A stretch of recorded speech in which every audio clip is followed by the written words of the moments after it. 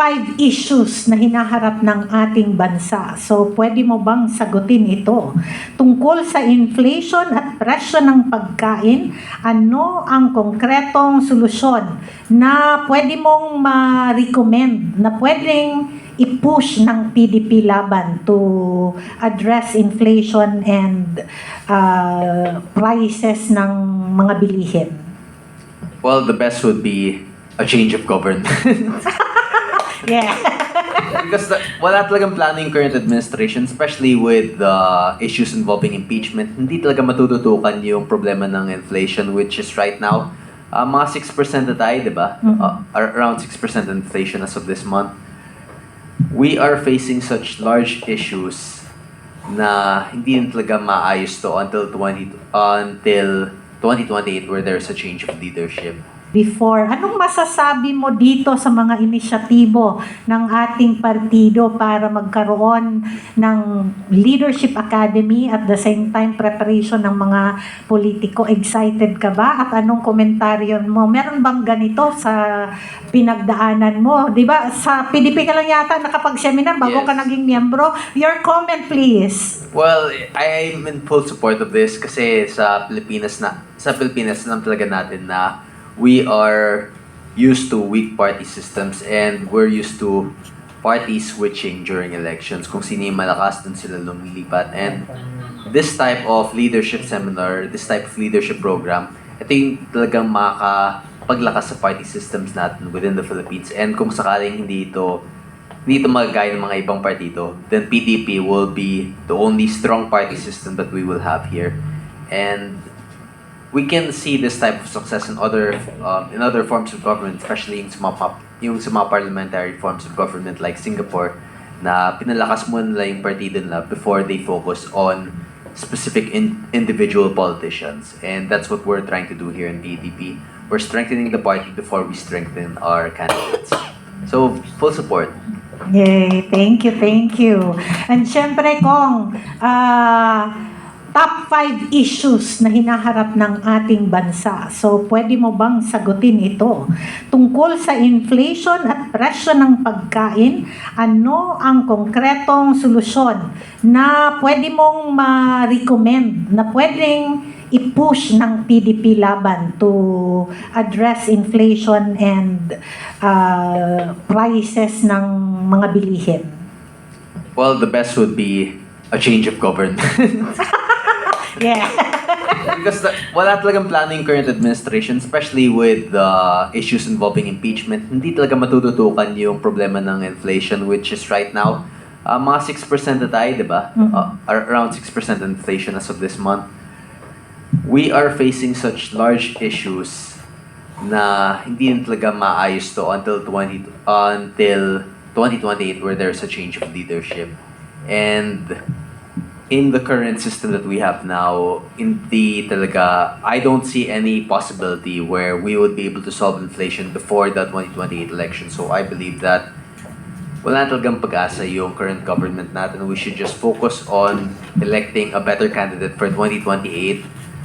Tanggapin lang natin na for the current system that we have now, we'll be facing hardships for this moment, for the present time, and we'll be facing future hardships until 2028 because it's not just us, pati yung mga foreign direct investments, bumababa na. It's not just the Filipino people, but also the foreign investors that no longer has any hope or any trust in our current government. So, ganun talaga. It's the current system that we face, the current system that we have now, and the current problems that we will be facing until the next election cycle. Ayan, thank you very much. At syempre, tatanungin kita kasi mainit ito para sa PDP. Kasi may false generalization, di ba? Na pag PDP daw, pro-China. Oo, na agad-agad ganun, di ba? Na sa totoo lang, tayo naman ay pro-Pilipino. So, ano para sa iyo ang kailangang gawin ng PDP and bilang isang PDP laban member, your views about the West Philippine Sea na umiinit na naman ulit ngayon dahil kay Secretary Gibo Chodoro.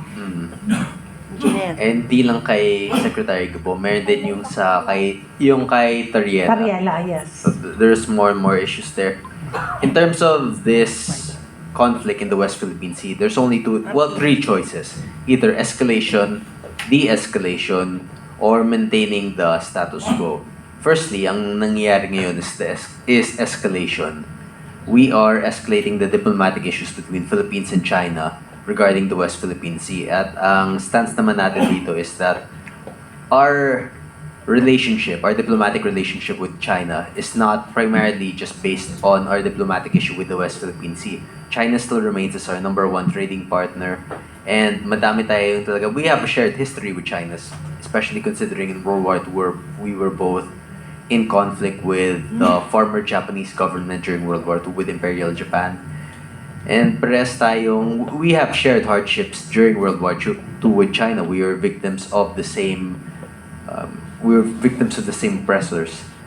So, this is not the end of our relations with China. This is not where it's not a cumulative relations between Philippines and China. And yun yung parang naging framework dito na pag iniisip ng Filipino-China, yun talaga yung unang pumapasok sa isip nila yung West Philippine Sea issue. But we also have plenty of relations in terms of trade with China.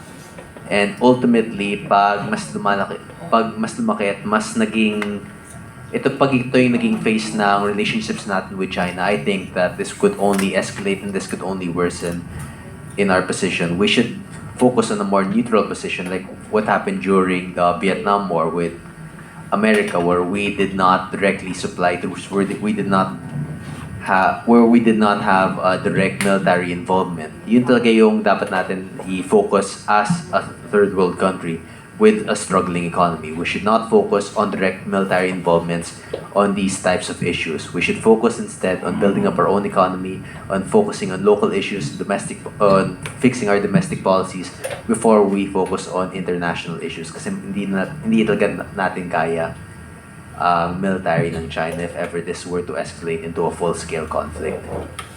Ayan. Wait, yun ba yung tanong yung kung ano yung Oo, magiging issues natin yes, sa oo. West Philippine Sea? Oo, tama. Hopefully, we can go for a more neutral stance like the former administration, and let's not bring this issue up while we still have a weak military and a weak economy. Kasi hindi talaga natin kaya yan, and we do not have the public support for a war right now. People want to escalate, but when the escalation actually arrives, ang magiging stance naman natin is ba't hindi tayo nag-de-escalate, ba't hindi tayo gumawa ng peaceful resolution to this issue.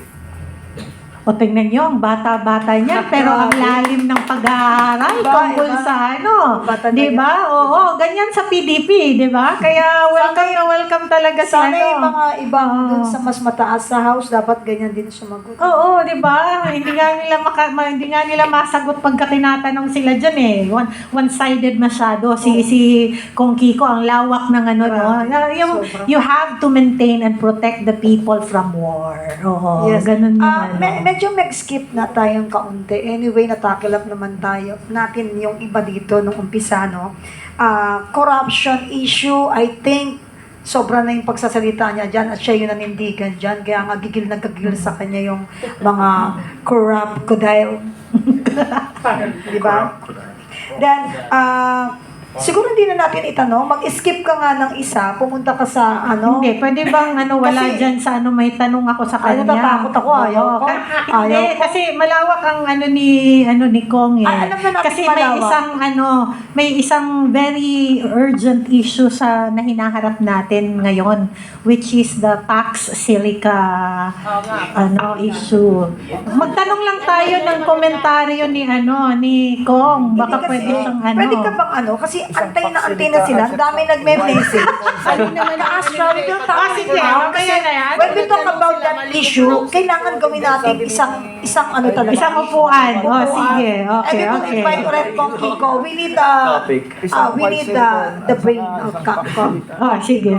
Go tayo dyan. Ito na lang. Yung Pumunta isa. na tayo doon Actually, sa kasi it's a very developing story. Sobrang daming nagiging bagong information doon. And right now, it's still just a plan. And I understand or I know that it will not help kung pangungunahan natin tapos nakita natin malabo.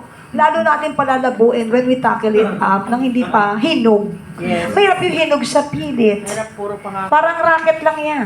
Oo. Pero Explain. kailangan lahat tayo mag-aral niyan ha kasi according to the signature that pinirmahan na ng last April is November ang and anong buwan na ngayon? We are already in August, so September, October, in barely 2 months. So dapat i-topic talaga natin to sa sa kapihan Yes. because we only have barely 2 months na kung meron man tayong gagawin at meron man tayong anyway, next topic na Ikaw yan. ulit yan, ka Astra. Oo. Kasi, ito na yung pinakaantay ng lahat. Yung Oo. rapid fire.